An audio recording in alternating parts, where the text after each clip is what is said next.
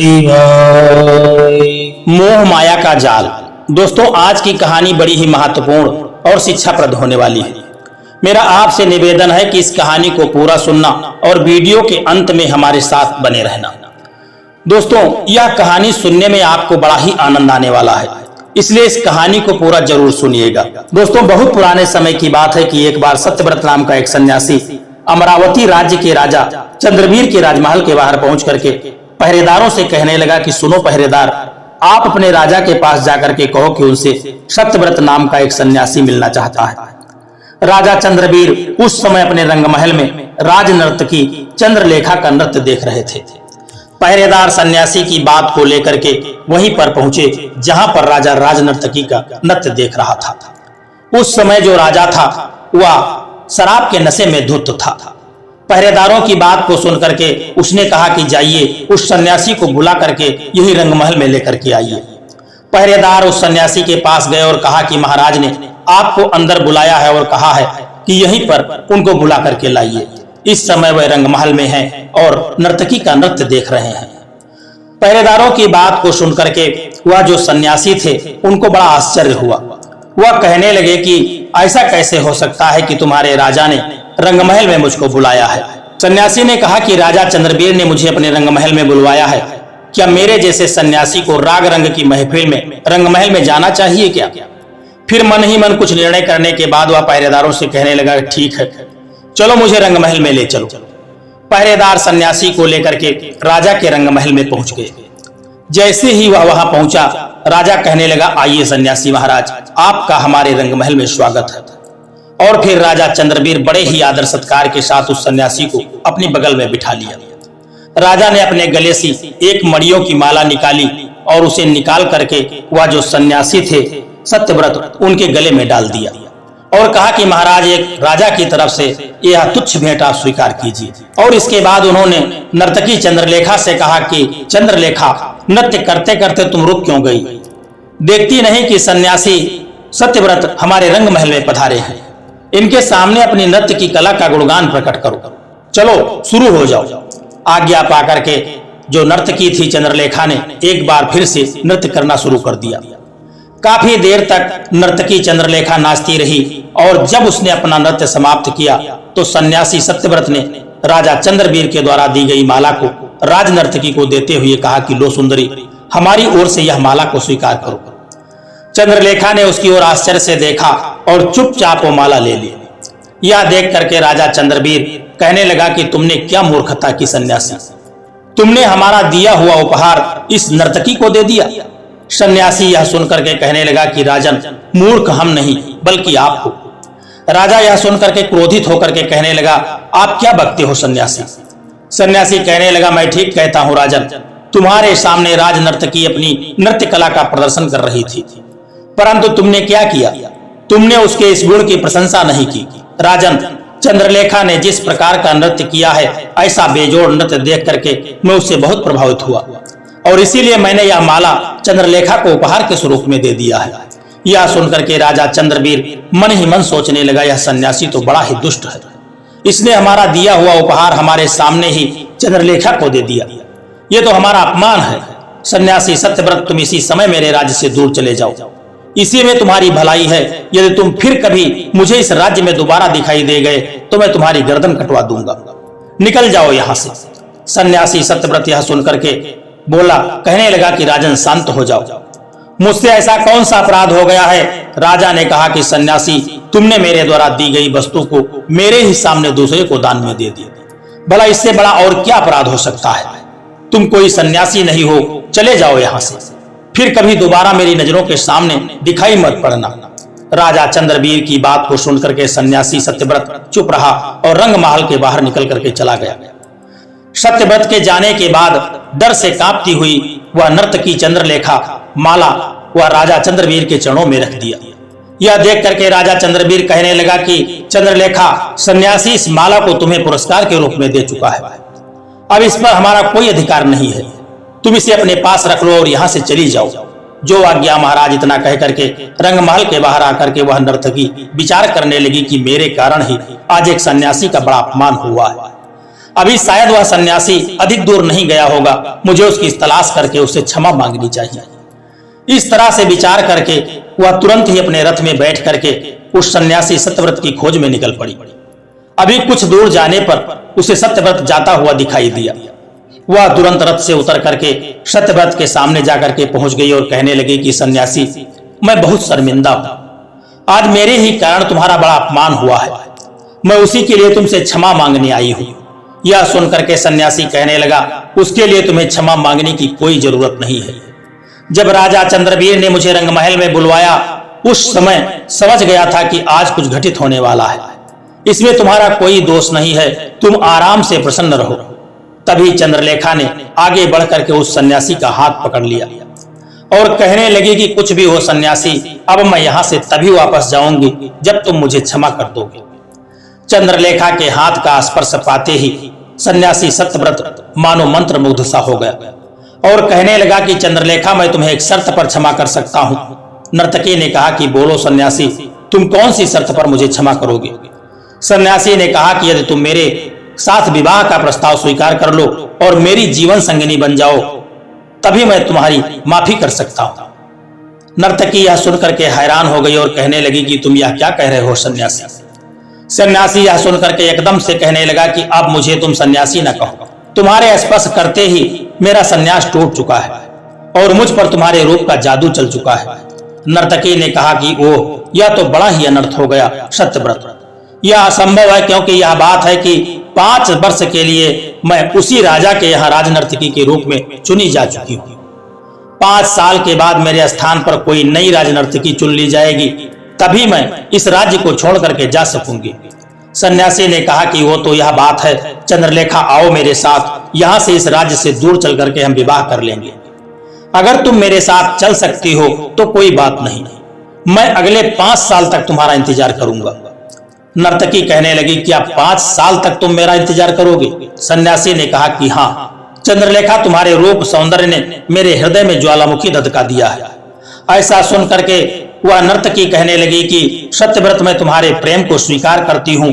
अगर तुम 5 साल तक मेरा इंतजार कर सकते हो तो मैं भी 5 साल के बाद तुम्हें मिल जाऊंगी। तो ठीक है चंद्रलेखा, मैं यहाँ से सीधा पलाशवन की ओर जा रहा हूँ और आज से ठीक 5 साल के बाद तुम राजनर्तकी के पद से मुक्त होकर के पलाशवन में चली आना। हम दोनों वहां पर विवाह कर लेंगे। ऐसा कह करके सन्यासी सत्यव्रत पलाशवन की ओर चला गया और राजनर्तकी चंद्रलेखा महल में वापस लौट गई। सत्यव्रत चलता चलता पलाशवन में एक ऋषि के आश्रम में जाकर के पहुंच गया। वहां पहुंच करके उसने ऋषि को प्रणाम किया और कहा कि मुनिवर, क्या मैं आपके आश्रम में रह करके 5 साल का समय व्यतीत कर सकता हूं? ऋषि ने कहा कि हाँ सत्यव्रत, तुम यहाँ पर बड़ी खुशी से रह सकते हो। और फिर सत्यव्रत ऋषि के आश्रम में रहने लगा। वैसे तो सत्यव्रत हर समय किसी न किसी कार्य में लगा रहता था, लेकिन फिर भी उसे चंद्रलेखा के ख्यालों में खोया ही रहता था। उसकी यह दशा देख करके ऋषि ने एक दिन उससे पूछा कि सत्यव्रत, मुझे ऐसा लगता है कि तुम हर समय किसी की चिंता में डूबे रहते हो, क्या बात है बताओ? सत्यव्रत ने कहा कि नहीं मुनिवर, ऐसी कोई बात नहीं है। यह सुनकर के वह ऋषि मुस्कुराने लगे और मन ही मन सोचने लगे, वैसे सत्यव्रत, तुम लाख हमें नहीं बताओ, पर तुम्हारे मन की जो बात है वह हम अच्छी तरह से जानते हैं। धीरे धीरे इसी तरह से 5 साल व्यतीत हो गए और फिर सत्यव्रत बड़ी ही व्याकुलता से चंद्रलेखा के आने की इंतजार करने लगा। सत्यव्रत प्रतिदिन आश्रम के बाहर बैठ करके चंद्रलेखा की राह देखता रहता। एक दिन ऋषि उसके पास आए और कहने लगे कि क्या बात है सत्यव्रत, मैं देख रहा हूं कि पिछले कुछ दिनों से तुम रोज इसी तरह से किसी का इंतजार करते हो। बताओ तो तुम किसका इंतजार कर रहे हो? तभी सत्यव्रत ने किसी तरह से हिम्मत जुटा करके ऋषि से कहा, दरअसल ऋषिवर, मैं एक राज्य की राजनर्तकी चंद्रलेखा से प्रेम करता हूं और प्रतिदिन उसी के आने का इंतजार करता हूं। ऋषि यह सुनकर के कहने लगे कि क्या तुम एक स्त्री के प्रेम जाल में फंसे हो? और तब सत्यव्रत ने अपनी और चंद्रलेखा के मुलाकात के बारे में ऋषि को विस्तार पूर्वक बता दिया। सत्यव्रत की पूरी बात सुनकर के ऋषि कहने लगे कि सत्यव्रत, एक सन्यासी होकर के तुम्हें एक स्त्री के मोह में नहीं पड़ना चाहिए। एक नारी के लिए तुम अपनी तपस्या और अपना धर्म त्यागने के लिए उतावले हो रहे हो, यह उचित नहीं है। सत्यव्रत यह सुनकर के कहने लगा, ऋषिवर, मैं प्यार के रास्ते पर निकल चुका हूं और जो प्रेम करते हैं वह तन मन धन सब उसमें अर्पण कर देते हैं। कुछ देर तक विचार करने के बाद ऋषि ने कहा, ठीक है सत्यव्रत, जैसे भी होगा हम चंद्रलेखा से तुम्हारा विवाह करवा देंगे, लेकिन उससे पहले तुम्हें एक काम करना होगा। सत्यव्रत ने पूछा कि कौन सा काम ऋषिवर? ऋषि कहने लगे, सुनो, आज से ठीक 20 दिन के बाद देवनगर के राजा सूर्य सिंह के यहाँ एक प्रसिद्ध नर्तकी ललिता के नृत्य का प्रदर्शन होने वाला है, जिसे राजा सूर्य सिंह अपनी प्रजा के साथ बैठ करके तुम्हें भी उस आयोजन में दर्शक बनकर के शामिल होना होगा। यह सुनकर के सत्यव्रत विचार में पड़ गया और फिर कुछ सोच करके कहने लगा कि ऋषिवर, मैं देवनगर जाने के लिए तैयार हूं। मेरी अनुपस्थिति में यदि चंद्रलेखा यहाँ पर आई तो क्या होगा? ऋषि ने कहा कि तुम चिंता न करो सत्यव्रत, अगर चंद्रलेखा यहाँ पर आई तो मैं उसे अपने आश्रम में ही रोक लूंगा। उसी दिन सत्यव्रत देवनगर की ओर प्रस्थान कर दिया। उसे जाते हुए देख करके ऋषि मन ही मन विचार करने लगा कि सत्यव्रत, तुम एक नर्तकी के प्रेम जाल में फंस गए हो, इसलिए इस जाल से तुम्हें एक नर्तकी ही बाहर निकाल सकती है। इधर दूसरी तरफ वह जो राजा था वह चंद्रलेखा से कह रहा था कि चंद्रलेखा, हम तुम्हारी नृत्य कला से बहुत ही प्रसन्न हैं, इसलिए अगले 5 सालों के लिए हम तुम्हें फिर से अपनी राजनर्तकी घोषित करते हैं। इतना सुन करके चंद्रलेखा कुछ उदास हो गई, परंतु राजा की आज्ञा को वह टाल नहीं सकती थी। मन ही मन विचार करने लगी, अब मैं क्या करूं? पलाश वन में सत्यव्रत मेरे आने का इंतजार कर रहा होगा, उसे क्या पता है कि मैं यहाँ किस दुविधा में फंस चुकी हूँ। इधर सत्यव्रत देवनगर की ओर चला जा रहा था और फिर ठीक समय पर वह देवनगर में जाकर के पहुंच गया। वहां पर सैकड़ों लोग एकत्रित थे और एक सन्यासी को देख करके सभी आश्चर्यचकित हो गए। सत्यव्रत ने किसी की परवाह नहीं की और जाकर के एक स्थान पर बैठ गया। निश्चित समय पर देवनगर के राजा और नर्तकी ललिता भी वहां पहुंचे। ललिता ने नृत्य आरंभ किया और सभी मंत्रमुग्ध हो गए। काफी देर नाचने के बाद जब वह थकने लगी, जिसे सारंगी वादक ने तुरंत भांप लिया, वह सोचने लगा, अरे लगता है कि ललिता थक गई है। अगर थकान के कारण इसने बीच में नृत्य रोक दिया तो बहुत बड़ी समस्या हो जाएगी, तब तो बहुत बड़ी दिक्कत हो जाएगी। इसीलिए मुझे ललिता के साथ देने के लिए कुछ करना होगा। फिर विचार करके वह सारंगी वादक तान लगाते हुए ललिता की तरफ जाकर के कहने लगा, बहुत गई थोड़ी रही, अब थकने का क्या काम, बिगड़ी बाजी सुधर जाए तो तुम अकल से रोका। सारंगी वादक का यह दोहा सुनकर के ललिता में एक जोश का संचार हुआ और वह फिर से एक बार पूरे जोश के साथ नृत्य करने लगी। सारंगी वादक सोचने लगा कि वो भगवान का शुक्र है कि ललिता ने मेरे द्वारा गाए गए दोहे का अर्थ समझ लिया।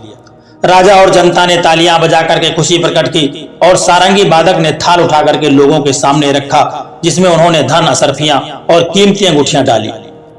जब थाल पर गया तो वादक ने वह राजा के सामने रख दिया ताकि वह भी इसमें इनाम दे सके। लेकिन तभी राजा ने थाल में एक कटार देखी और विचार करने लगा, अरे यह कटार तो युवराज की है, क्या युवराज चंद्र सिंह इस सभा में बैठे हुए हैं? तभी भीड़ में बैठा हुआ युवराज खड़ा हो गया और कहने लगा कि पिताजी, मुझसे बहुत बड़ी गलती हो गई, यह कटार मेरी ही है। वह रोते हुए कहने लगा कि यह कटार मैंने इसलिए दान में दे दी कि मैं सारंगी वादक का वह दोहा सुन करके इसके भार के तले दब गया था। साथ ही वह दोहा सुन करके मेरी आंखें बंद हो गई, जो थी वह खुल गई। राजा ने पूछा, बेटा तुम क्यों रो रहे हो? तुम चुप हो जाओ और हमें अपने रोने का कारण बताओ। तभी वह युवराज कहने लगा कि पिताजी, मैं एक पापी हूं। यह जो मैंने दान में दी है, यह कटार से मैंने आपकी हत्या करने की योजना बनाई थी।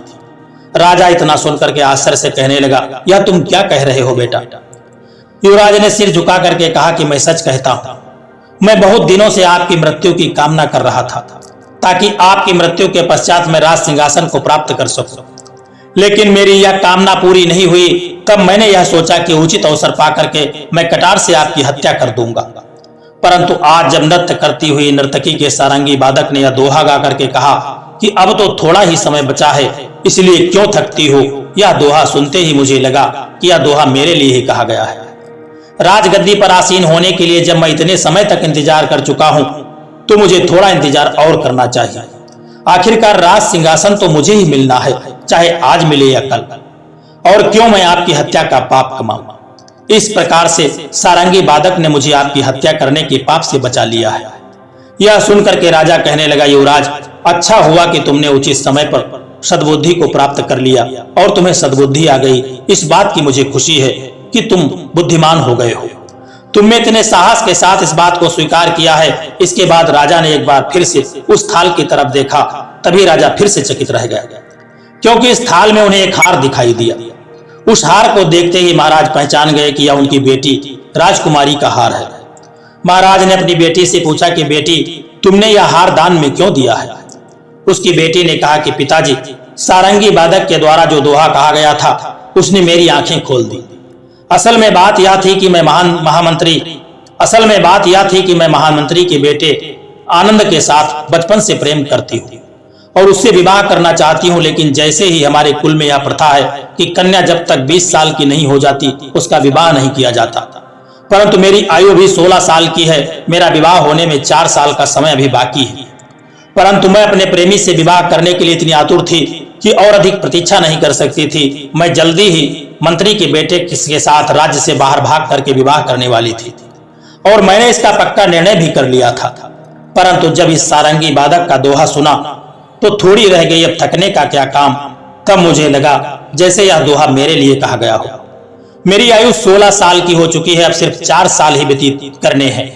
जब मैं बचपन से लेकर के 16 साल तक की आयु का इंतजार कर सकती हूँ तो कुछ समय का इंतजार और कर लेती हूँ, तब तक मेरा विवाह मेरे प्रेमी के साथ ही हो जाएगा। मुझे महल से भाग करके विवाह करने की आवश्यकता नहीं है और इससे मेरे पिता की प्रतिष्ठा भी बची रहेगी। बस पिताजी, इसी बात ने मेरी आंखें खोल दी और मैंने भागकर विवाह करने का फैसला बदल दिया। इसीलिए मैंने यह कीमती हार दान में दे दिया। राजा ने यह सुनकर के कहा कि बेटी, सचमुच तुमने सही फैसला किया है। अगर तुम भाग करके विवाह करती तो इससे हमारा सिर शर्म से झुक जाता।